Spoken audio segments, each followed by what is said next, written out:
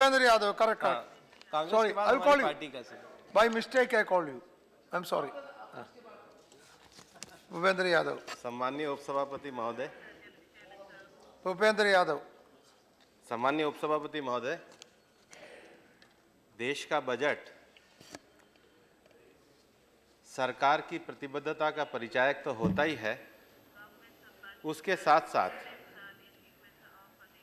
कभी भी देश का बजट वर्तमान परिस्थितियां और केवल घरेलू परिस्थितियां नहीं, वर्तमान वैश्विक परिस्थितियों में जो हालात हैं उसको देख करके बनाया जाता है।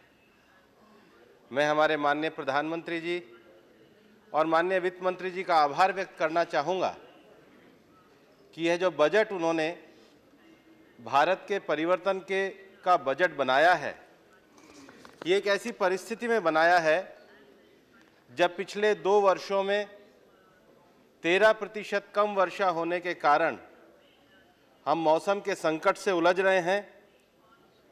उसके साथ साथ दुनिया भर में जो वैश्विक मंदी का जो दौर प्रारंभ हुआ है, उसके मद्देनज़र ये बजट आया है।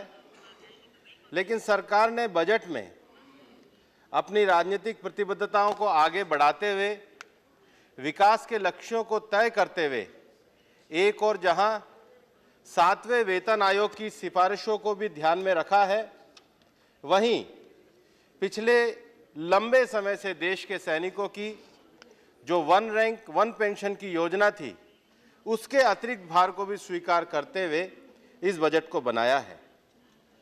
और मैं इस बजट को प्रारंभ करने से पहले ये कहना चाहूँगा कि वैश्वीकरण की प्रक्रिया के बाद 1980 में चाहे लैटिन अमेरिकी देशों में अर्थव्यवस्था का संकट गहराया हो, उसके बाद एशिया के देशों में वो वैश्विक संकट आया हो, उसके बाद लैटिन अमेरिकी प्रवृत्ति को हमने 2010 में यूनान में भी देखा।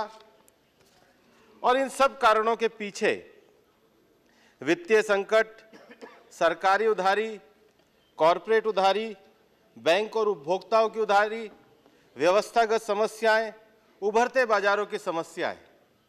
और जब हम ये जान रहे हैं कि दुनिया एक मंदी के दौर में जा रही है, और ऐसे में हमें ये नहीं पता कि आज चाइना की आंतरिक स्थिति में भविष्य में हमारे मुद्रा अवमूल्यन पर, विनिमय पर, पूंजी प्रवाह पर और मंदी की संभावनाओं पर क्या प्रभाव पड़ेगा, ऐसे समय में जिस प्रकार का बजट माननीय वित्त मंत्री जी ने प्रस्तुत किया है, मैं कहना चाहूँगा कि उम्मीदों के दिए बुझा नहीं करते, दूर हो मंजिल पांव डगमगाया नहीं करते, हो दिल में जिसके जज्बा मंजिल छूने का, वो मुश्किलों में कभी घबराया नहीं करता।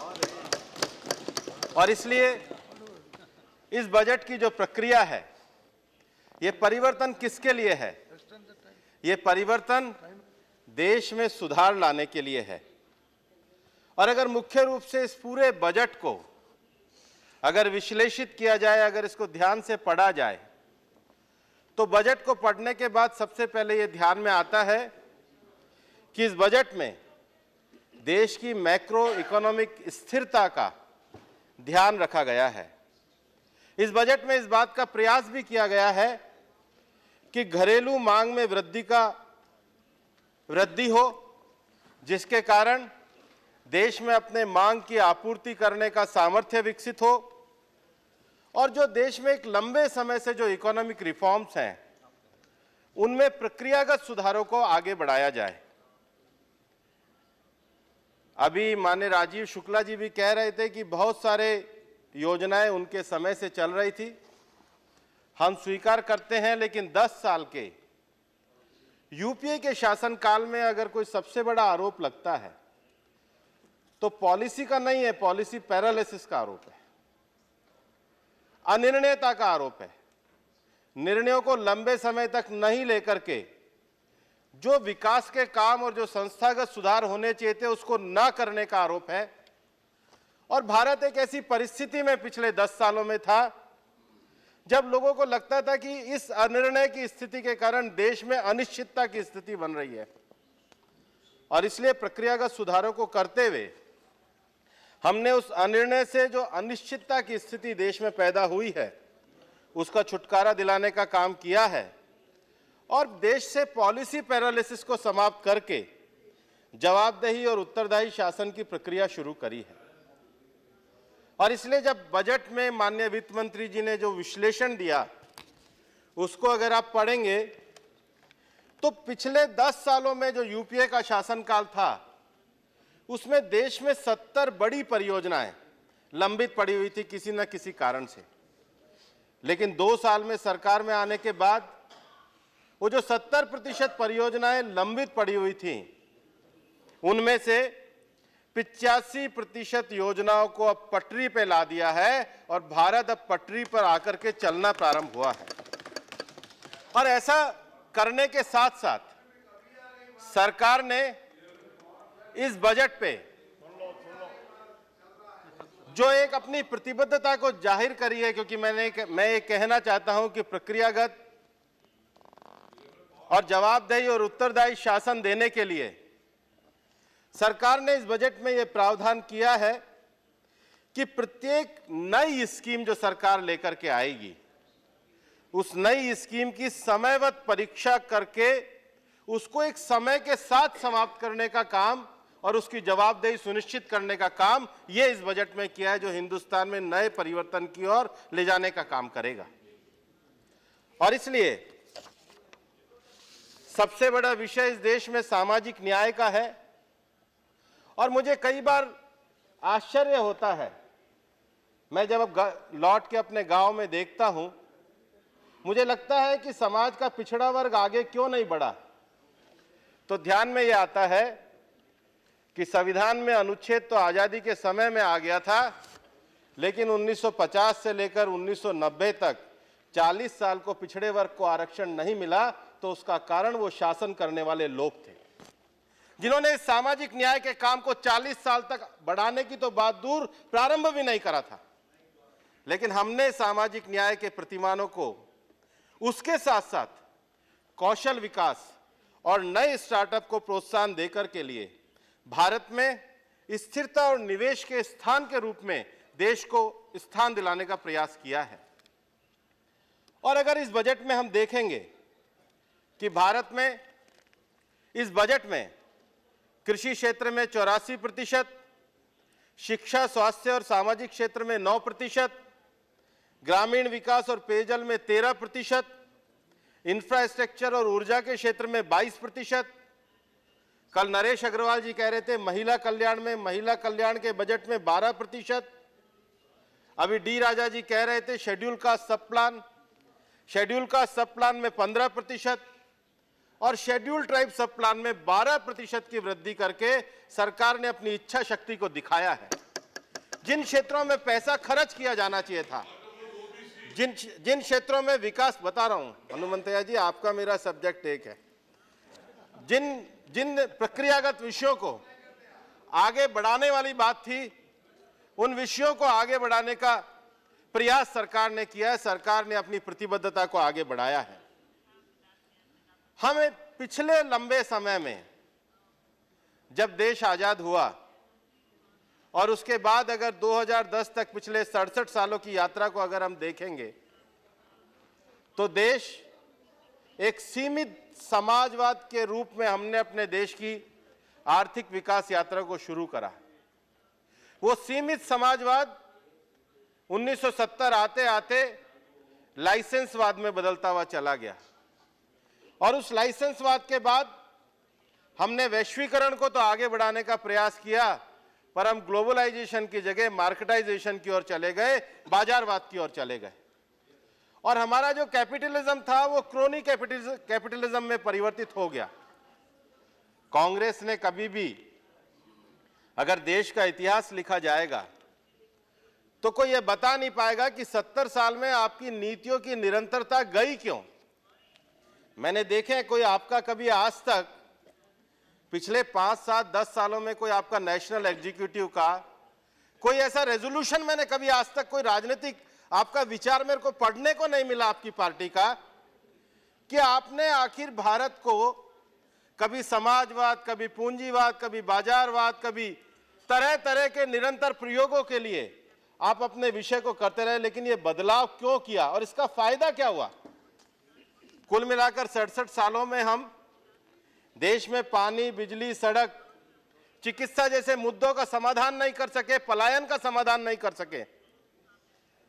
और इसलिए इस बजट में व्यवस्था सुधार करके परिवर्तन की ओर भारत को स्थिरता और अवसरों की कार्यस्थली में बदलना, इस लक्ष्य को इस बजट में माननीय वित्त मंत्री जी ने प्रस्तुत किया है।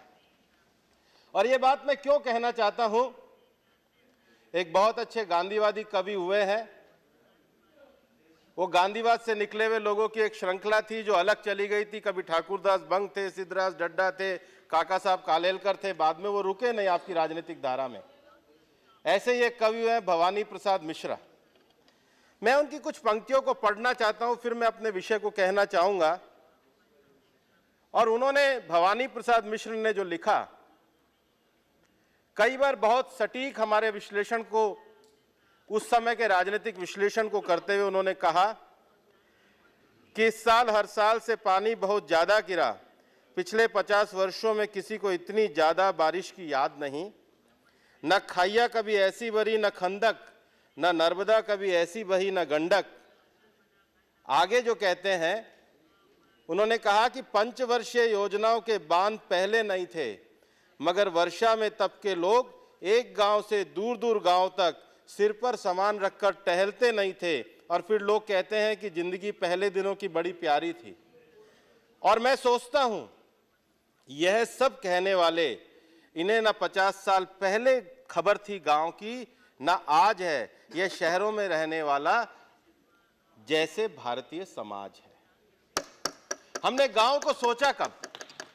हमने गांव को विकास का आधार बनाया कब? हमने जितनी भी पंचवर्षीय योजनाएं बनाई, हमें लगता है कि पंचवर्षीय योजना बनाने के बाद हमने हरित क्रांति से देश में कोई एक नई दिशा शुरू करी। पर इस बार जब आर्थिक समीक्षा में मैंने कृषि क्षेत्र को पढ़ा, तो आर्थिक समीक्षा में जो लिखा कि भारतीय कृषि एक तरह से अपने ही विगत की सफलता, विशेष तौर पर हरित क्रांति का शिकार है।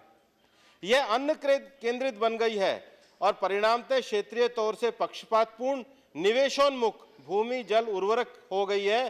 तीव्र औद्योगिकरण और जलवायु परिवर्तन क्रमशः भूमि और जल का अभाव मूल्य बढ़ा रहे हैं। ये नीतियां किसकी रही हैं?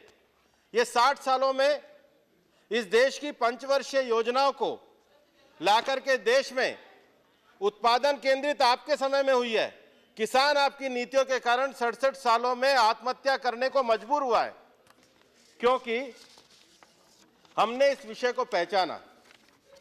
और इसलिए एक कहा जाता है, कभी कभी आप लोग कहते हैं कि आप मनरेगा लाए।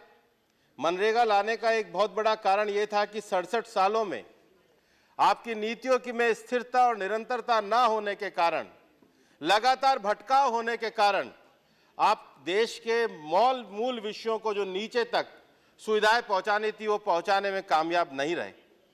और इन नीतियों को अगर पंचवर्षीय योजनाओं को भी अध्ययन किया जाए और मनरेगा के 10 साल को अध्ययन किया जाए, तो किसी ने मुझे कहा कि ऐसा कहा गया है, you give a person one fish, he will eat the fish but be hungry after eating fish, but if you teach a person how to catch a fish, he will never be hungry forever. आपने अकुशल रोजगार तो पैदा किया, लेकिन उसको स्थायी रूप से 10 साल में परिवर्तित करने के लिए क्या किया? स्थायी परिसंपत्तियों को बनाने के लिए क्या किया? अगर किसी क्षेत्र में सूखा पड़ा है, किसी क्षेत्र में अतिवृष्टि हुई है, किसी क्षेत्र में पलायन हुआ है, तो आपने तो केवल 1 वर्ष में 3 महीने का, 6 महीने का रोजगार दिया। और उसके भी जो आंकड़े हैं, अगर आप संसद की स्थायी समिति के आंकड़े अगर आप पढ़ेंगे, अगर आप कैग की रिपोर्ट को पढ़ेंगे, तो उसमें भी फर्जी बिलों के आधार पर भुगतान किया, जिसको स्वीकार किया गया। तो योजनाओं की जो सफलता है वो परंपरागत रूप से देश के ग्रामीण विकास को कोई दिशा देने में सफल रही, ऐसी स्थिति पैदा नहीं हुई।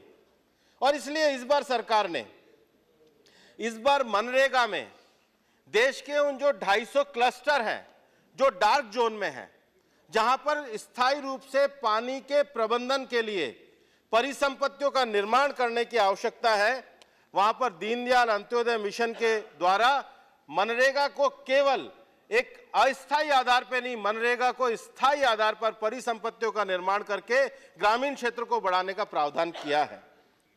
और बजट में एक ऐतिहासिक काम किया है। वो ऐतिहासिक काम यह किया है कि देश में 2.5 लाख पंचायतें हैं। सरकार ने 2,87,000 करोड़ रुपए का आवंटन किया है। यह कम्युनिटी बेस्ड डेवलपमेंट है। आखिर 2,87,000 करोड़ रुपए का जो आवंटन किया है, अगर आप देखेंगे तो एक पंचायत के हिस्से में 80 लाख रुपया और एक छोटे कस्बे के हिस्से में 21 करोड़ रुपया साल का आएगा। अब देश में जो विकेंद्रीकरण का काम हम चाहते हैं, उसकी शुरुआत इस बजट ने करी है। अब उसको केवल ये नहीं है कि उसको एक फिश पकड़ा दी जाएगी, उसको उसके आगे बढ़ते हुए उन सारे तरीकों में ग्रामीण पंचायत और ग्रामीण पंचायती राज को मजबूत करने के लिए, उस क्षेत्र का विकास करने के लिए, स्थायी समाधान देने के लिए यह आवंटन सरकार ने किया है, जो पिछले 5 वर्षों में 228% ज्यादा है। और इसके साथ साथ आज जो हमारे गांव के साथ जो अर्बन में जो नए क्लस्टर हो रहे हैं, वहां श्यामा प्रसाद मुखर्जी रू urban plan, Deendayal Antyodaya mission, प्रधानमंत्री ग्रामीण सड़क योजना में 27,000 करोड़ रुपए का प्रावधान और ग्राम स्वराज के नाम पे सरकार ने 665 करोड़ रुपया देश के पंचायती राज को मजबूत करके एक नई अर्थव्यवस्था में उनको ताकत देने का काम सरकार ने किया है। लंबे समय से हमारे देश में जो गरीब महिलाएं हैं, गरीब परिवार हैं, जिनको आज गैस की आवश्यकता है, ऐसे 5 करोड़ परिवारों को एलपीजी के माध्यम से प्रधानमंत्री उज्ज्वला योजना में जोड़ने का एक संकल्प किया है। हम कितने लंबे समय तक विकास का बल्ब देश की हर पंचायत तक जला नहीं सके, लेकिन इस बार सरकार ने अपने लक्ष्य के साथ यह तय किया है कि 1 मई 2018 तक देश में लगभग सभी गांवों को बिजली से जोड़ने का काम, और अगर आज के समय में सूचना क्रांति के कारण, आईटी की क्रांति के कारण डिजिटल लिटरेसी की आवश्यकता है, तो उसका लाभ भी 6 करोड़ परिवारों तक जाए, इसका सरकार ने काम किया है। और इसलिए जो केवल प्रधानमंत्री ग्रामीण सड़क को जोड़ना नहीं, प्रधानमंत्री ग्रामीण सड़क को आगे राष्ट्रीय राजमार्गों से जोड़ना, सरकार ने सारा ध्यान इस इंफ्रास्ट्रक्चर को बढ़ाने के लिए किया है। देश में जो सबसे बड़ा विषय है वो हमारा स्वास्थ्य का भी विषय है, और स्वास्थ्य के विषय को सरकार ने अब बहुत ध्यान देकर के अभी स्वास्थ्य के संबंध में जो घोषणाएं करी हैं वो काफी ज्यादा है। एक विषय जो हमारे बारे में बार बार विषय आता है और आप लोग कई बार कहते हैं कि हम बात करते हैं मिनिमम गवर्नमेंट मैक्सिमम गवर्नेंस। ये क्या है? इसका अर्थ है कि आपके प्रधानमंत्री जी जो कहा करते थे कि 1 रुपये में से 85 पैसा रह जाता है, हम आधार के माध्यम से उसको देना चाहते हैं। यह जो आधार के माध्यम से पैसा पहुंचाने का काम किया है, यह मिनिमम गवर्नमेंट मैक्सिमम गवर्नेंस है। आप इसका विरोध करते हैं। हम सब तरह के जो टैक्स लगे हुए हैं, चाहे एंटरटेनमेंट टैक्स हो, चाहे ऑक्ट्राई हो, चाहे एक्साइज हो, चाहे कस्टम हो, उसको एक करके जीएसटी लाना चाहते हैं, आप उसका विरोध करते हैं। आप जो कंपनी एक्ट लेकर के आए, उसमें हम स्टार्टअप कंपनियों के लिए अनुकूल माहौल बनाने के लिए काम कर रहे हैं। One more speaker. और देश में 33 लाख जो इस समय छोटे व्यवसायी हैं, जिनको अपना बही खाता रखने के लिए 1 करोड़ रुपए तक में छूट थी, उनको इस बार सरकार ने बढ़ाकर के 2 करोड़ रुपए सरकार ने देने का काम किया है। सस्ते आवास निर्माण को बढ़ावा देने के उपाय, प्रक्रियागत सुधारों के लिए टैक्स के मुकदमेबाजी को कम करना, टैक्स का सरलीकरण करना और देश में नया कानून लेकर के आना जिससे देश में मुद्रा का सही तरीके से परिचालन हो सके। देश में जो लंबे समय तक राजकोषीय घाटा है, उस एक्ट के लिए भी सरकार ने कमेटी बनाने का प्रस्ताव किया है। और इसलिए मैं ये कहना चाहूंगा कि इस बजट के माध्यम से हम जो अपनी अर्थव्यवस्था का टिकाऊ विकास करना चाहते हैं, वो टिकाऊ विकास के साथ साथ समुदाय आधारित विकास भी होगा। और देश में प्रगतिशील संघवाद को आगे बढ़ा पाएंगे। No, no, they have और no इसलिए time. मैं कहना चाहता हूं कि यह जो गतिशील बजट सरकार ने बनाया है उसके बारे में मैं इतना ही कहना चाहता हूं कि हम सबको साथ मिलकर के इस बजट को Where is the time? अपना समर्थन देना चाहिए, क्योंकि हम सब अगर साथ हैं तो नहीं किसी के मोहताज हैं। अंजाम There is तो one अभी more बाकी है speaker. दोस्तों, ये तो सिर्फ आगाज है। Thank you very much.